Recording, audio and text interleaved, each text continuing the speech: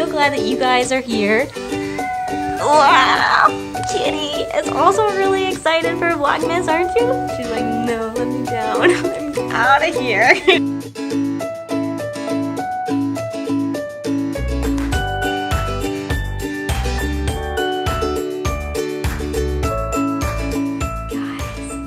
Put me in the presidential suite. I'm apparently the only globalist who's staying here tonight, so they upgraded me, which is kind of cool. So I'm on the top floor. I don't know if it's a penthouse. He introduced me to like the lead staff, which is kind of cool. So here we are on the 11th floor. Going down. Oh, it's not a penthouse, but this is gonna be awesome. He was like, yeah, just go get anything you want from the fridge.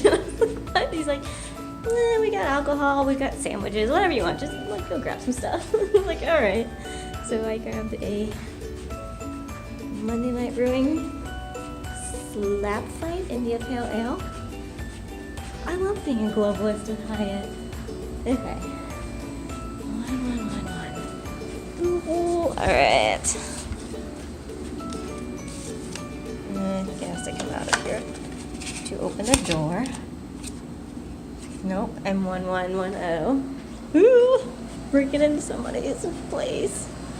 Okay. 1110. It worked. Presidential suite. The TV's on, that's weird. Okay. Put down my luggage. This is nice.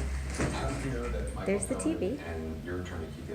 Talking to Michael Cohen, of course, there. A little arc lamp. And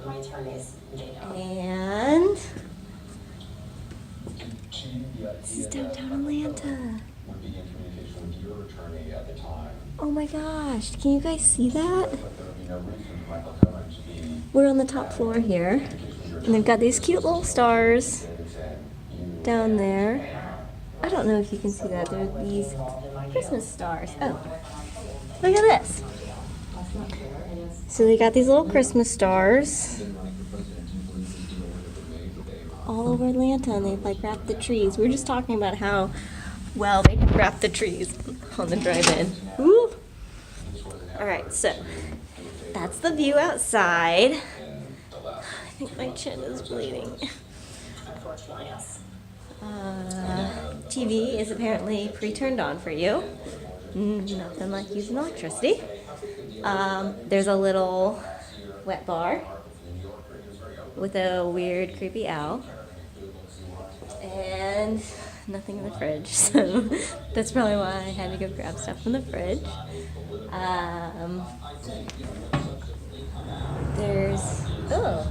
I can close off the wet bar, look at that. A Keurig machine, because who doesn't need a Keurig machine in the morning? I will be using that tomorrow morning. Actually, Hyatt's have almond milk, so I will probably go down to the breakfast. And here's the bedroom with this cute little chair. This is so exciting, guys. I like being treated like I'm way more important than I actually am. I really like when I was at the EWRI Congress, I had gone up to the executive. They've got like a little executive room where you can go in and you can actually get free breakfast there, and the rest of the hotel doesn't get free breakfast. And you can go in the afternoons and get snacks and free alcohol. Actually, no, you had to pay for the alcohol, but you could get like tea and drinks and stuff and hang out in the executive room. And I had gone in, and he must have thought that I was just like somebody's kid. And had just kind of like blown me off and like didn't treat me very well.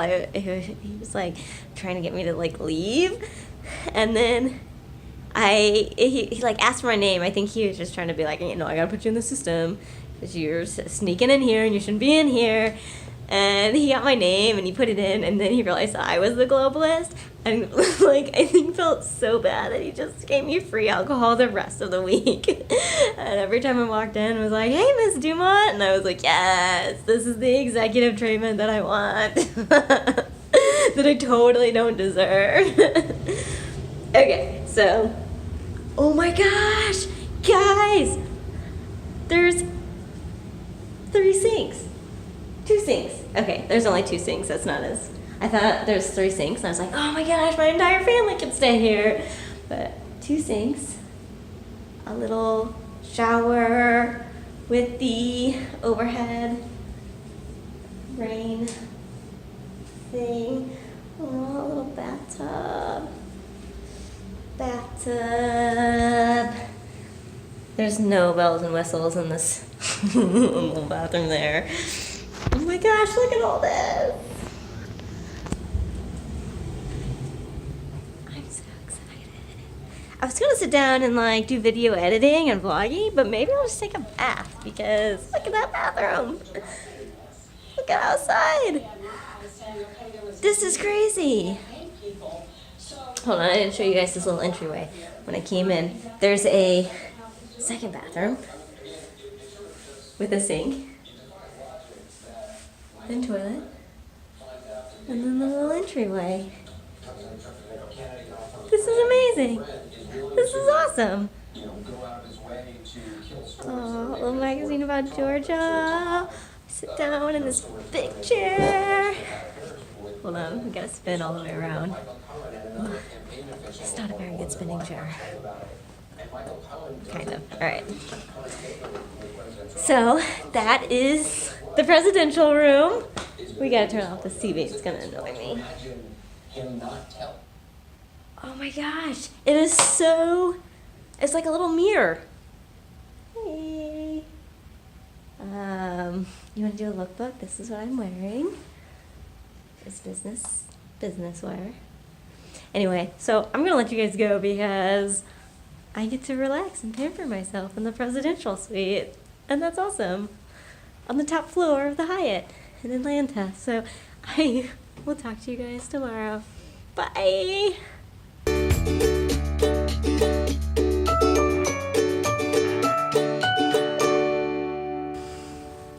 Hey guys, so I already did this vlog once, but I made the mistake of doing it in the airport terminal for Southwest, and there's a lot of background noise, and so you can hardly hear what I'm saying, so I thought if I wanted this to be useful at all, I would redo it. So here we are in my hotel room. I am in the Hyatt in Atlanta, and hopefully you've seen the clip before this where I take you through the Hyatt, or maybe I'll put it after this in the video sequence. But this hotel room is awesome. Apparently I'm a globalist, and I was the only globalist that was staying here tonight, and so they upgraded me to the presidential suite. So this is my presidential suite. So I wanted to talk today about dressing for your day and dressing for your productivity, because there's a lot of advice that gets thrown out there, especially to young women and women in STEM, and most of it I disagree with, and I think that it's very unconsciously sexist, and it's very much steeped into this traditional white role.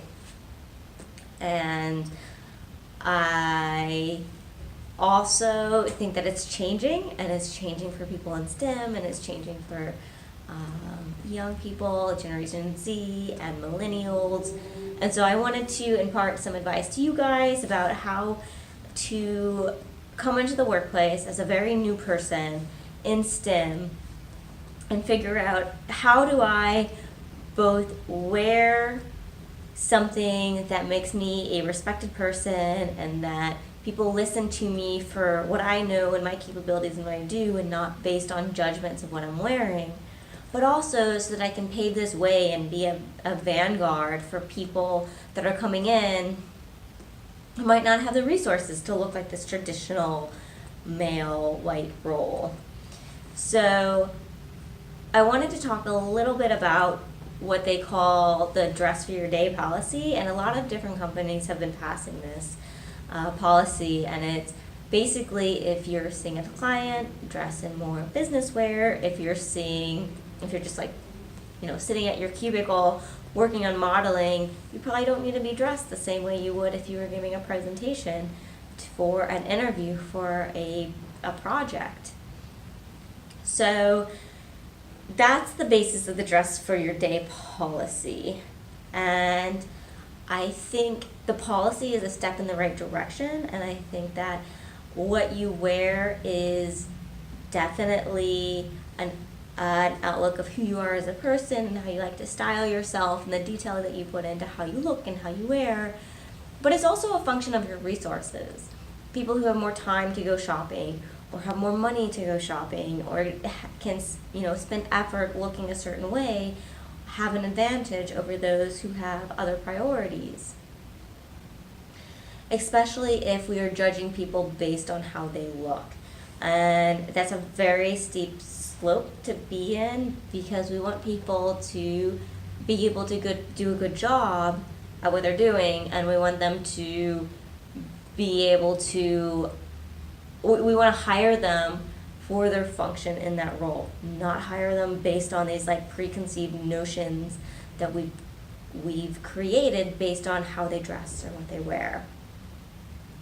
And so I wanted to start this out with a little story about a meeting I had in particular, and I had gone with somebody in my office who was a mentor to me and more senior, also a white male, and I'd gone with him, and I'd gone with a couple other people from the office who were also white male seniors, and some people from sub-consultants who were working for us.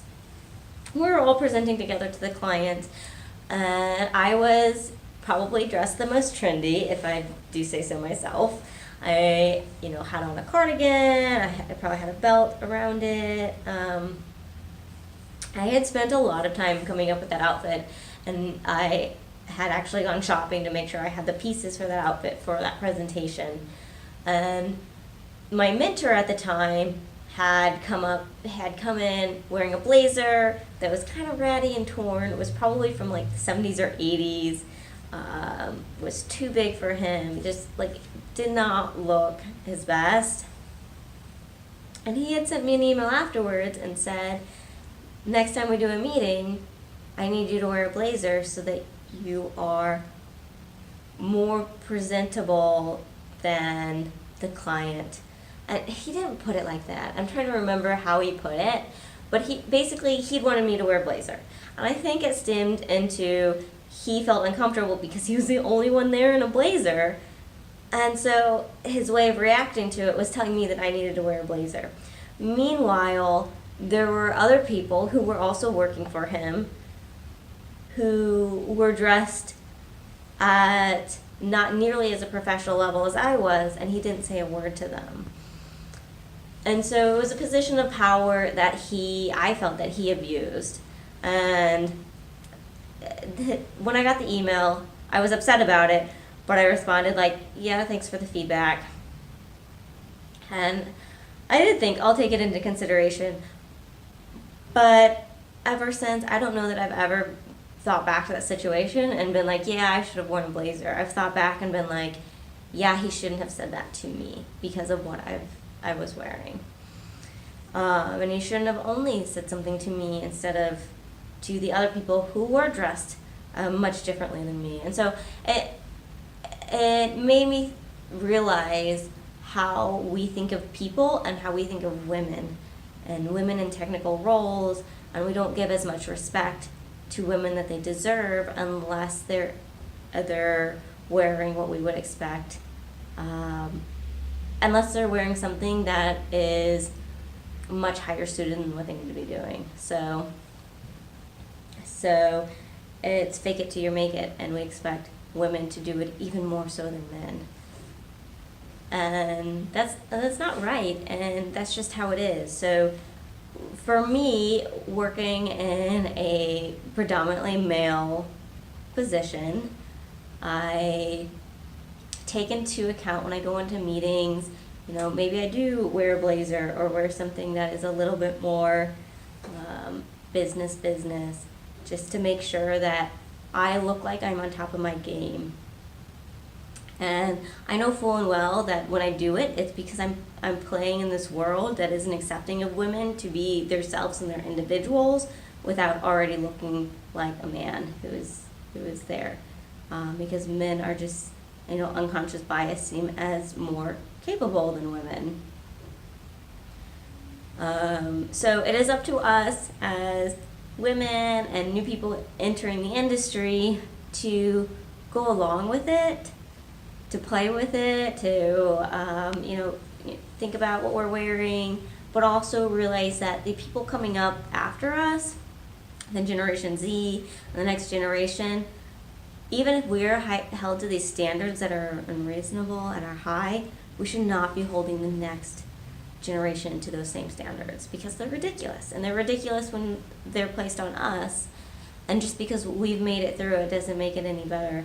And I think as time goes on, these standards get so much better. Like when I walk into an office and there's a lot of women there, I feel so comfortable no matter what I'm wearing, because I know that they're supportive of me and that they recognize that I'm there because of my technical capabilities, and they respect me as a technical person. And that's really great. So I just wanted to talk a little bit about that, because I think that it's something we don't discuss enough, and that women are faced with these conundrums all the time, and we're always coming up against people who are thinking less than us because of these preconceived notions that they have based on their snap judgments of us. And their snap judgments aren't right at all. I can't tell you how many times that somebody sees me and thinks that, oh, you must, be here for graphic design, or you must be here for marketing. Not because those are more women-centric career paths, but I think because they just see me and they go, oh, well, you're dressed well. You must be in something that, is a role that somebody needs to have an eye for how things look, or a visual eye. When that's not the case. I can have a visual eye for how I look and what it fits me and my style, but I can also be really awesome at doing the technical portion of my job and be an engineer. So I wanted to go over a little bit about what to wear. This is my blazer. I'm actually in a couple meetings this week, and so I brought my blazer with me, and I don't wear it that often. No, I take that back. As far as like dress-up clothes, I wear this more often than anything else. I just don't often have a reason to dress up in a blazer. And so this is the blazer that is, it's a petite size, right? So there's not a whole lot of companies that make petite women's clothes. So this is Banana Republic. I really like Ann Taylor Loft for petite sizes. And this is one it's black, so it goes with anything. It will, black blazers are always in style. And on this one, I can roll up the sleeves if I want it to be a little bit more casual. Sometimes I'll roll it up a couple times, and I typically don't wear a long sleeve shirt. Well, sometimes I will. But if I'm rolling it, I don't always wear a long sleeve shirt. I'll roll it twice, just for a little bit more of a casual feel. It's well fitted. I've heard a lot of advice about how women need to have one good suit in their closet, and I also disagree with that advice. I think that if you're in a role that requires a suit, yeah, you should probably own a suit because that makes more sense for you. But if the only time you need a suit is, once a month or once every couple months when you're interviewing, when you're going to a client meeting, you're going to have some advance notice for those meetings, and you'll be able to rent the runway or borrow clothes and be a little bit more sustainable. And I think our generation is really awesome that we do a lot of the rent the runway, and that we are doing clothes swaps and sharing clothes. And you're going to have enough notice before those meetings or before that interview that, yeah, I need to get something that is trendy and in style, and women's clothes go out of style so fast, which is another reason that I don't keep a full suit around. That you could always plan ahead with those services like Rent the Runway. You could also use Stitch Fix and get a box sent to you. You could use, I think Amazon has a new clothes sending program. So yeah, I think there's a lot of new things that we do that the other generations didn't do when it comes to sharing, recycling, thrifting. And I think that's really awesome for us. And I really like that we do that. And I think it's sustainable and it's ethical, and I don't think that you need to have a suit in your closet, especially if your job isn't wearing a suit every single day. Why have a suit in your closet? So it's something that we'll be telling the older generations as we come up. I mean, we're 50% of the workforce now, right, as millennials, and we'll be saying this over and over and over again until it sticks. So I had been in a panel with some of the women I worked with, and one of the women had given that advice: make sure you have a suit in your closet. And I had said later to her, hey, what if you just rented a suit anytime you needed it? It's super cheap for us to rent a suit. It's much cheaper. And for me, I lose and gain weight so quickly that it doesn't make sense. I'm never going to have a suit that fits me. This is weird that this is actually fitting me. And you know what? I don't even think it does fit me right now. So there's no reason to pay all this money for a suit in your closet that isn't going to fit you and you're never going to use. So I had told her, hey, I don't have a suit, but I have capabilities to Rent the Runway anytime I need to have a suit ready. And I think it was the first time she realized, like, oh, of course you can do that. And that wasn't something I thought about because that wasn't around when I was a young professional. So hopefully she thought about that a little bit more, and like that actually made sense to her, and I think it did. But I think it is up to us. The onus is on us to remind people that, hey, we do things differently, and it doesn't make it wrong just because we're doing it differently. So yeah, that's my advice for you guys: is don't bother with dressing for what other people think. There is some merit to it. You should definitely fill out the landscape of your office and your corporate climate and see what is expected of you. But push back, because we're all pushing back. All of us millennials and Gen Zers, we're pushing back against the norm, because just because it's what's been done doesn't make it right. Yeah, keep doing that, you guys. Dress for what makes you productive. If that's being very comfortable and comfortable clothes and sitting at your desk in your blue jean jacket, like typing away, that is worth way more to the company. You being a team player and being comfortable and being authentic and feeling like you're accepted and able to be yourself at work, it's going to be way more profitable for the company than you wearing a blazer that doesn't fit you and isn't right for your shape and that you're uncomfortable in all day long. So that's my advice for Vlogmas day number 12. I think it's day number 12. To dress for what makes you comfortable and what fits your style and your situation. And don't be afraid to push back, especially if you have more important things to do than to be out shopping all the time, or if you have different priorities and you would rather spend the extra money to have clothes shipped to you than go out and actually get them. And maybe you really like shopping, and as an intern, I did so much shopping. I was very well dressed for an intern, way more well dressed than I am as a full-time person, and that's what I really enjoyed doing at the time, so that's what I did. And I think that it's on you to decide what works for you and what works for your company and the people that you work with and how you interact in your ecosystem that is your office. So that's my advice. I will see you guys tomorrow. Probably not in this fancy presidential suite, which I am loving. And yeah, I'll